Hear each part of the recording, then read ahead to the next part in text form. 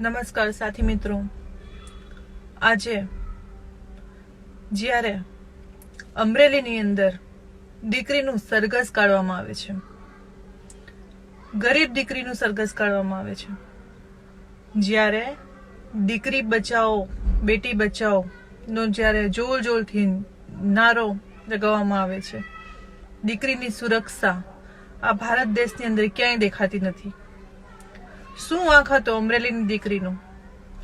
પાટીદાર દીકરી જે જોબ કરતી હતી અને એમના જોબને ત્યાં જે માલિકે જે વસ્તુ કીધી એ દીકરીએ કરી. એની અંદર જે કલમ આરોપીના ઉપર લગાવવામાં આવી છે, બીજેપીના મળતિયાઓના ઉપર જે કલમ લગાવવામાં આવી, એ જ કલમ દીકરી પર કઈ રીતે લગાવી શકે છે? જ્યારે કલમ લગાવી, કેસ થયો, પણ દીકરીનું સરઘસ કાઢવું, આ કઈ સંવિધાનની અંદર લખ્યું છે કે મહિલાને આવી રીતના બેનકાબ આવી રીતના રોડ પર કરો? તમે અરે શરમ કરો. તમને કોની રહેમ નજર છે? પોલીસ તંત્રને આવી કોની રહેમ નજર છે કે એ લોકો બીતા જ નથી કોઈનાથી?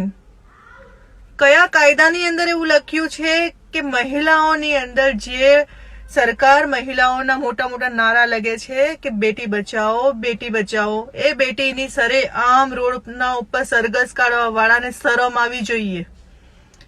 આજે જ્યારે અમે અવાજ ઉઠાવવામાં આવે છે, આજે જ્યારે અમે આમ આદમી પાર્ટી તરફથી જ્યારે અવાજ ઉઠાવે છે, ત્યારે પોલીસની ગાડીઓ ભરાવીને અમે લોકો ચોલ ચક્કાના જેમ એ લોકો અમારા સાથીઓ કોર્પોરેટર સાથીઓને ગાડીમાં ભરાવીને અત્યારે હેડક્વાર્ટર લઈ ગયા છે.